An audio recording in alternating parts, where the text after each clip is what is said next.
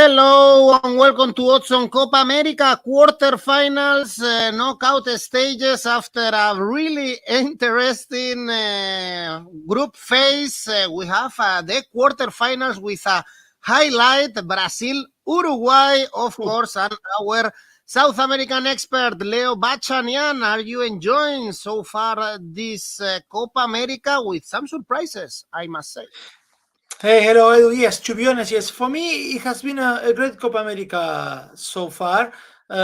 We have seen a great Uruguayan side, an amazing Colombia, a great Venezuela winning all 3 games and topping the group, an Argentinian team that cruised to the quarterfinals without conceding, 𝐋𝐞𝐭'𝐬 being led by Canada and Panama, with Mexico and the USA, 2 of the 3 organizers of the next World Cup, being out at the earliest opportunity. We have seen Edu packed stadiums with an average of 48,000, which is almost as the same average that we are seeing on the Euros, which is almost 52,000. Yes, I know, to play in bigger stadiums anyway, it helps to bring these numbers up. But still, I believe the quality on the field has been good. The heat has been a lot, but still, I think we have seen so far a very good Copa America. And now this quarterfinals, I'm very much looking forward. And of course, the start of this quarterfinals is that Uruguay-Brazil.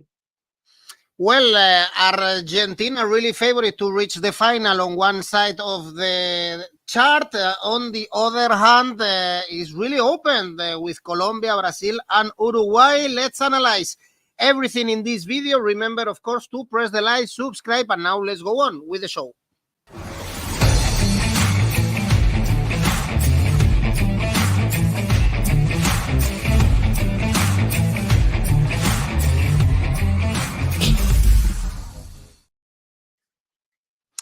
And the quarterfinals are opened on Friday, Thursday evening, depending on where you are. Argentina, Ecuador in Houston. Really low odds for the World Cup champions, of course, for Argentina. Argentina to win is only 1.5. They are not disappointing anyone because they are winning, because they've kept 3 clean sheets. The Leo's preferred bet with Argentina to win 2-0 is spot on. And I guess one of the big question marks is if Leo Messi is going to play this game.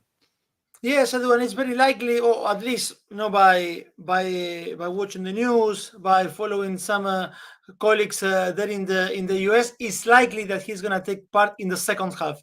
We will see. We never know. Sometimes maybe yesterday he took part in training, but they're saying he's not going to play. But they're trying to hide, I guess, the cards, Scaloni and everyone, because it's we are talking about a knockout stage. But against Peru, without Messi, there were no troubles. 9 changes that Scaloni decided for that game, and Argentina, anyway, they have no problems at all to beat Peru 2-0 with a brace from Lautaro Martinez, who is now the goal scorer of the competition with 4 goals. It seems that for Lautaro, Edu, the Copa America is his cup of tea, because he scored 9 goals in 13 matches in the tournament so far since his first participation in 2019. So those looking for individual market, they could see that Lautaro to score anytime during this quarterfinal against Ecuador is showing odds of 3, or even if you want to go for Lautaro to score or to assist in this match, the odds are good as well. Odds of 2 for Lautaro to score or assist. The last 3 appearances, Edu, for Argentina in the quarterfinals of the Copa America have seen a winning margin of 9-1 for the 𝗵𝐵𝐶.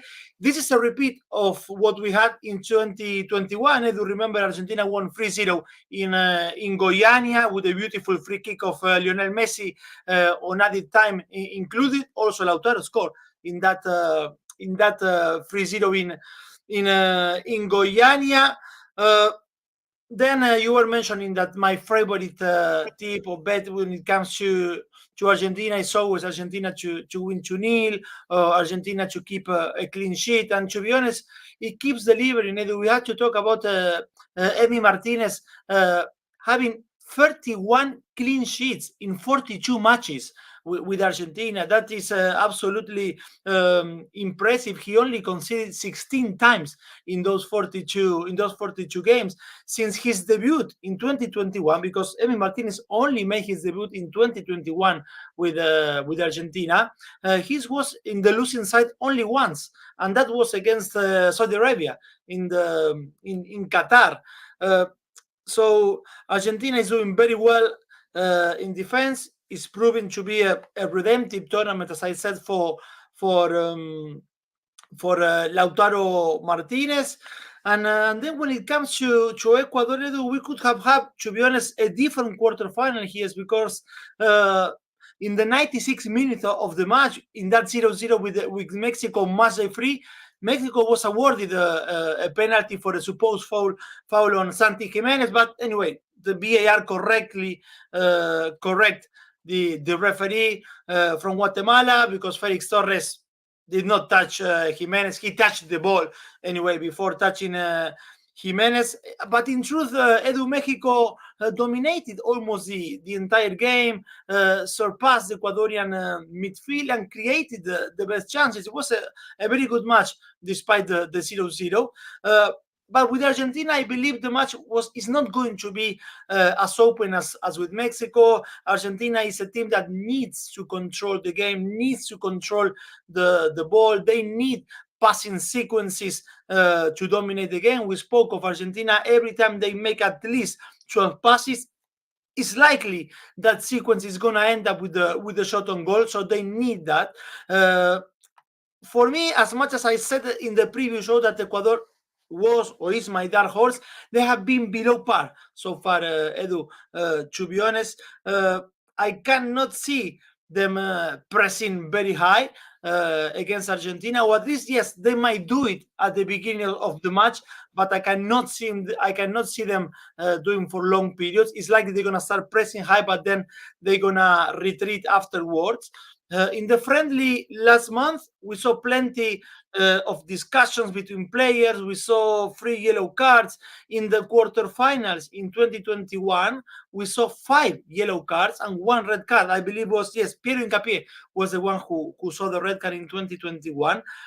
Because of the different styles and because of the stage we are in, the cards market is a market which I will be paying attention here. Actually, over 4.5 cards in the match has odds of 2, which is not bad at all. Then we have to factor as well the heat in this game, Edu. Yesterday, last night, by the time the match is going to be played on Thursday in the US, the temperature was 33 degrees. That's a lot. That's a lot, and we're gonna get that as well. And why I'm saying this, because Argentina have scored all their goals in the second half so far, Edu. So I can see a game which could start slow and then can take a little notch in the second half. So that's why as well I will be looking at the goals over 1.5 in the second half. That has odds of 2.5, and then I would not keep repeating Argentina to win 2-0, odds of 2, Edu. That's my favorite, this game. Remember, in Texas, in Houston, I guess Ecuador, Leo, they can be happy being in these quarterfinals, but we expected a little bit more. Remember that they started the tournament with a defeat 1-0 against Venezuela. They are here because of the goal difference, 2-1, sorry. They are here also playing down with 10 men. They took the lead. In that game, we are not seeing a lot, no, from Ener Valencia for Páez in this tournament, or no, not at all. And well, Valencia, after the red card, came back against Mexico. He's gonna lead the line against Argentina, so it's gonna be something for Cuti Romero and Lisandro Martinez to look after. Kendry Páez has been so far. He has like sparkles during the competition. Here and there. In the first game, he had like a few touches in the first half when Ecuador was leading 1-0.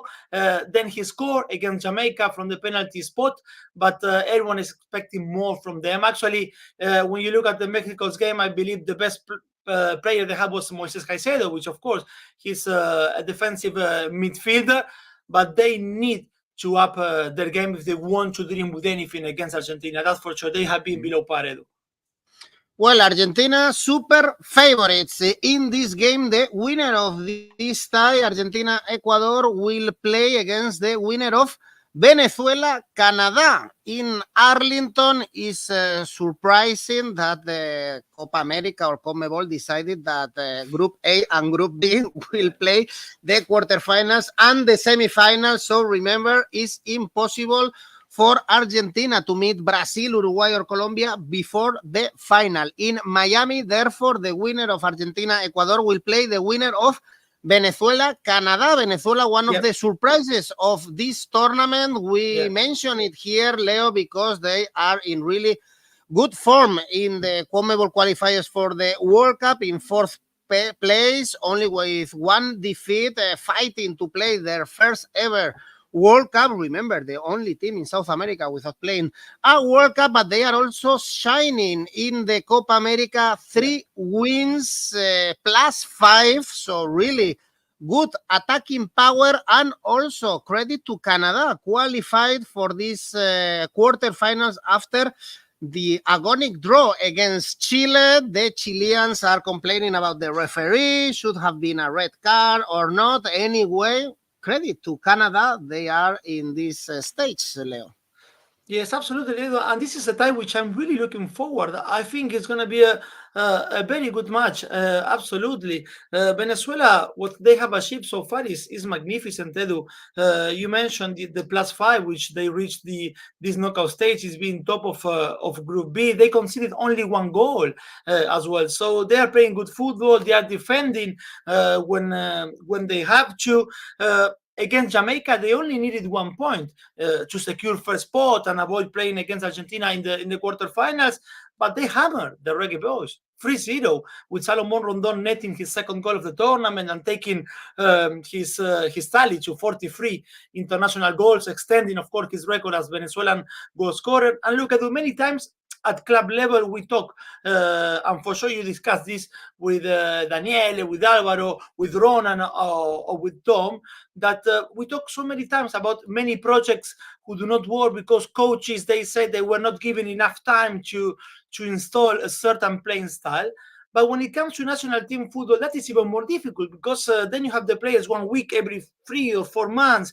And within that week, you cannot train properly because the players need to rest. They've been traveling a lot, especially when they go to South America. And why I'm saying this? Because I'm finding it's fascinating that Fernando Batista managed to implement his ideas, and the players bought into that philosophy so quick, to be honest. And the same could be said for Jesse Marsch, absolutely, because this is the first Canada's Copa America, and the implementation of Jesse Marsch's playing style wasn't even in a shorter space of time. He took over just few months ago. So hats off for Batista and Jesse Marsch. I think Venezuela is now a perfect, I don't know if perfect, but a very good mix of strong and agile players. Yes, they have like an experienced player, basically aging players. They have like many players over 30s, like Salomon Rondon, Yangel Herrera, Tomás Rincón, but they have shown a lot of character and stamina.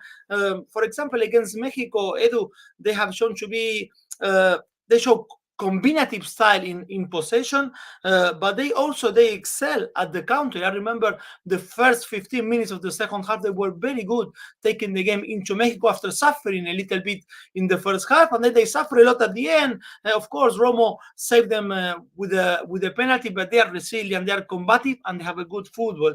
And the parity at the moment is there to be seen. Edu, look, we can see that on the screen when it comes to the odds, although with the slight favoritism for Venezuela, which I believe is right. It's going to be a clash of style because Canada show as well like a chameleonic face, because despite the defeat with Argentina in their debut, I saw, and I think you saw the same composure and maturity. With Peru was ugly, both sides were like more fighting and trying to play, but they were clinical with one of the few chances they had with Jonathan David. With Chile, again, they show fighting spirit, maturity, something that we haven't seen before with this Canada's side in the CONCACAF. If there is something which I can see as a handicap for Canada, this has been the naivety sometimes, Edu, in the build-up play, because Canada is a team that likes to press high, yes, but also it's a team that likes to build up from the back, but they usually make mistakes when trying to play from the back. They give away the ball cheaply sometimes, and this is something that Venezuela can capitalize for sure. For Canada, it's a real shame that Dejon Buchanan is not going to play. Actually, he's going to be out for a long period of time. Yesterday, they had to cancel training because he suffered a very, very bad injury. So hopefully, he's going to recover well in the next few months. He played good against Chile, coming in the second half, Buchanan. But now again, he got very badly injured and he's out of the squad. Look, as happened with Argentina, Edu, Venezuela scored all their goals in the second half so far. They have no problem basically in soaking up pressure first and then expanding their game in the second half.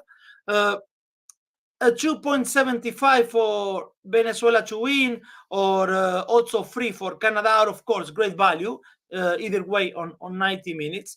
But I will look at Venezuela to qualify, which contemplates a more conservative view of the game, going to extra time or penalties, but still showing good odds of 1.89. And also I will be looking at this in this game as a first half draw, odds of 2 on average on Oddspedia. I guess it could be a really long game, Leo. Yeah. The extra time could be a real option in this nervy game with two teams that they already achieve a successful tournament after reaching the quarterfinals. Imagine what is going to be for Canada and even or especially for Venezuela.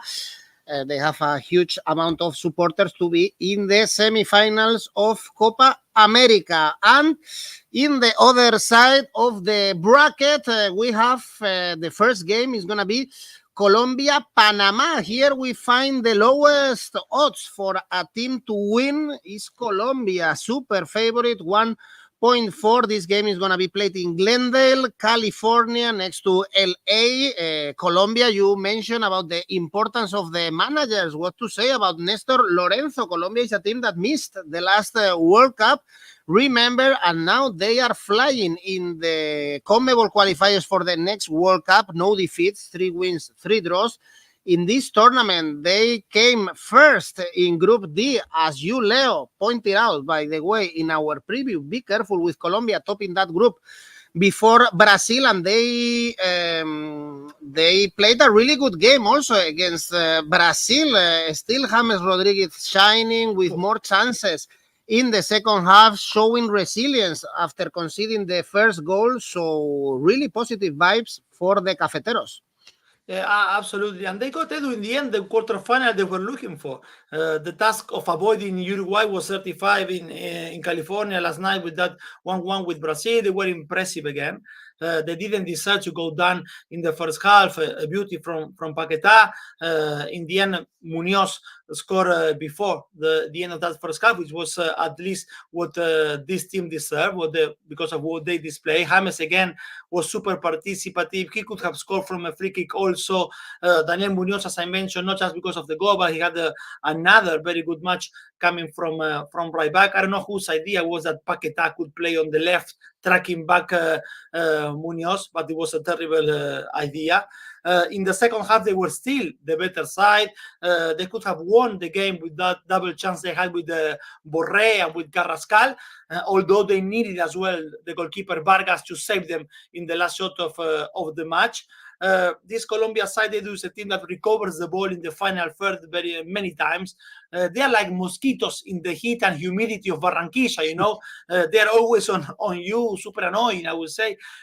Colombia have been extremely aggressive in their pressing so far, and this will be the case against Panama. Again, no doubt about that. Look, on average, Colombia allows their opposition 5.8 passes before making a defensive action, that is a block, a tackle, or to press. That's actually the thing that allowed the less passes to the position before doing a defensive action, which tells you a lot how high they like to press and how well this team has taken Néstor Lorenzo's idea. Lorenzo is someone who knows Colombian football or the Colombian national team very well.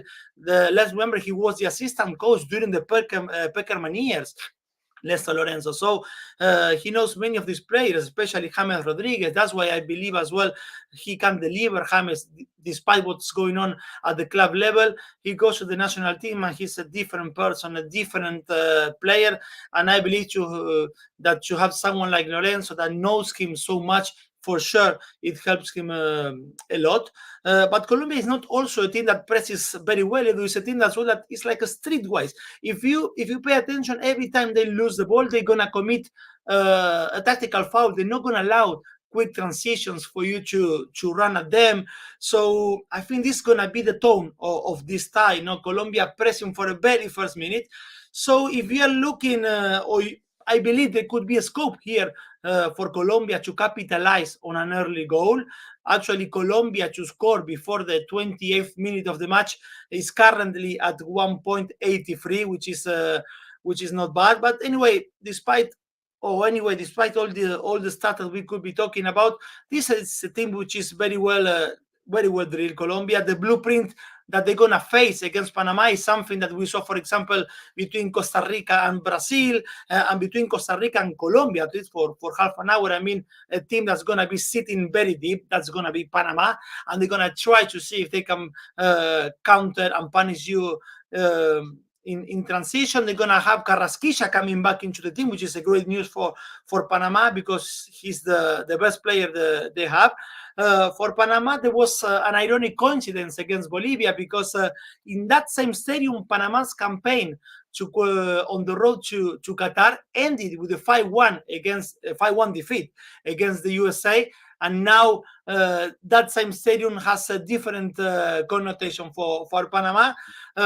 Panama's strength has been evident in this group stage. Edu, despite losing 3-1 against Uruguay in the opening game, they show good fighting spirit in the second half, and Uruguay only managed to resolve the game in the last 10 minutes of the game. It seems that second half are good for Panama because they managed to win the game against USA in the second half. Against Bolivia, the game was tied 1-1 until the 79th minute of the match, and in the last 10 minutes they managed finally to secure their spot in the quarterfinals. So again, another team that seems to sparkle a little bit more in second half. But anyway, the favoritism here is clear. Colombia should be in the semifinals, waiting for Uruguay or Brazil. I will look at goals over 2.5, odds of 1.87, and also a first half Asian handicap minus 0.5 for Colombia, odds of 1.86. Edu. So Colombia to take the lead quickly. Panama already eliminating USA have reached their goal, of course, overachieved, I would say, being in this knockout stages. And in this live, Leo, if you want to watch a good show, your mind goes to Las Vegas, I'm sure. Yes. Viva Las Vegas, as Elvis used to say. And this game is going to be played, of course, in Nevada, Las Vegas, Uruguay, Brazil, the best quarterfinals possible. What a game. Bielsa doing a great job with Uruguay, winning all 3 games, highest scoring team, whereas Brazil is disappointing us, starting with the draw against Costa Rica. Then they bounced back, but again, they drew against Colombia. They were complaining about the referee. It was a penalty on Vinicius. I don't understand why in VAR era that was not a call. I see very nervous the manager, Dorival Jr., on the sidelines. And Leo, we saw this game not long time ago, and Uruguay was able to beat 2-0 Brazil in Montevideo.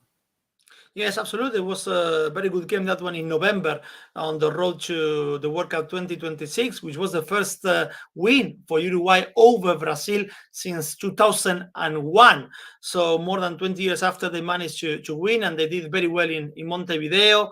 And for the first time, I know the odds are showing different, we can see that, but for me, Edu, for the first time in a very long time, Uruguay is favorite against Brazil, and especially in a knockout match. And let's not forget, Brazil is going to be without whom? Without 𝗵𝗵. 𝗵𝗵 reached 2 yellow cards, so he's not going to take part in these quarterfinals. Massive loss for this Brazil. I don't know if for Uruguay not having Bielsa on the touchline against the USA played the part, because yes, against the USA, Uruguay did not reach maybe the levels we've seen in the first 2 games. But anyway, the ban is lifted for Bielsa for the quarterfinals. Actually, Uruguay found against the USA with a rival that proposed a greater resistance in the group to that point. Actually, they didn't manage a shot on goal against the USA. Uruguay in the first half an hour, when, for example, against Panama in the first 20 minutes, they managed 9 shots on goal, or 9 shots, 9 shots on goal for against Panama. But again, Brazil is unlikely to play on Uruguayan half as much as the USA has done, and it's incredible to say that Brazil cannot do what, or is not going to do what the USA has done against Uruguay on match day 3. Anyway, in the second half, Uruguay showed glimpses of what we have seen in the first 2 games. Watching Brazil last night was worrying, I guess, for their fans, knowing that Uruguay awaits, and the biggest issue is that the fact that Uruguay high press is combined with the real difficulty that Brazil is showing to win from the back, could end up in a nightmare for 𝗀𝗏𝗏's team.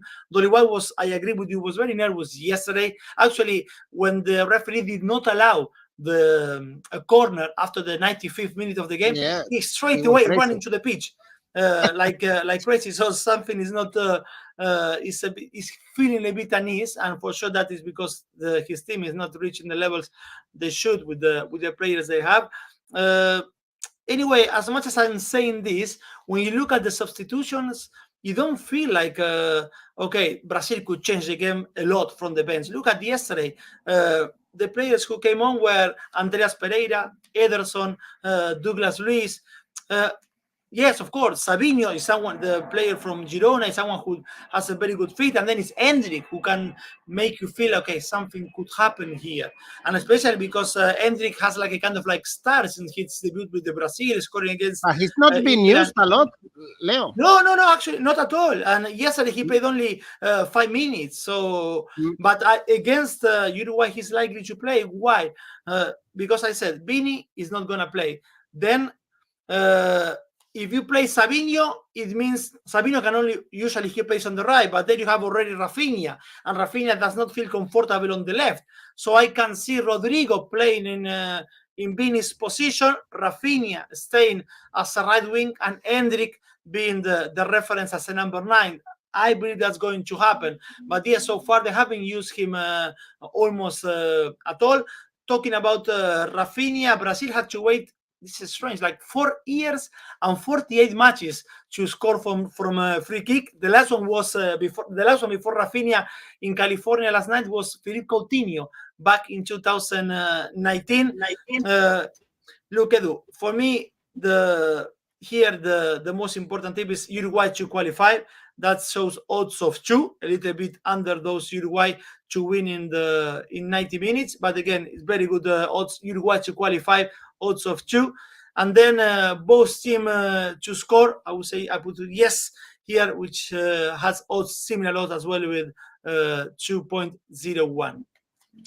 Rafinha almost getting goals from long range, San Martin is telling us, and it's a big blow, of course, not having Vinicius, still the best player for the Verde Amarela. What a game, this Uruguay-Brazil, more open than ever.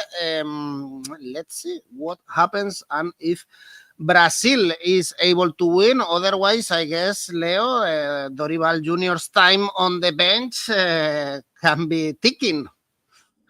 Absolutely, and Edu, yesterday it was weird to watch this Brazilian side because at no point they took the game into Colombia's half. At least in the last 15 minutes, they will say, okay, they will try to avoid playing Uruguay, and no. So it seems to me that there is a message there, which is all the players are not happy with what they are getting from their coach. So I believe, yes, that if Brazil does not qualify to the semifinal, something that I believe it could really happen. That's why my first tip is Uruguay here to qualify. 𝐻𝗵𝗍 could be seeing the door sooner than later, that's for sure. Well, great game. Let me know, guys, in the comments, who are you backing, Uruguay or Brazil? Remember as well that we still have the competition, the tipster competition open for the Copa America, so you can sign up for free in our website and participate. Now, our friend Daniel is going to show you how to do it, and we have this guy coming from Venezuela, actually, Henry, of course. He comes from Venezuela. He was tipping his national team to win. That's why he is winning. And also the second one is also from Venezuela. So it's very easy. You just register, sign up completely for free. You post your tips. And if you have winning tips, you have the chance of winning real money. The first 20 players get money for free. You can see, no, actually even more, up to 35, 39. A spot get money, so it's 2,000 euros to be shared by 39 people. Really good. Leo, give us a piece of advice with your safe bet for these quarterfinals. Colombia to win, Edu, 1.35. Colombia to win in 90 minutes. And the ACCA? My ACCA goes like this: Colombia to win, goals over 2.5 in Colombia against Panama, and Uruguay to qualify. This three leaves me with an ACCA of 4.86. Risky, telling us that Brazil are going home after the quarterfinals. It would be a disaster for La Canariña. Not in their best time, that's for sure. Leo Bachanian, thanks everyone for watching. See you in the semifinals. Bye.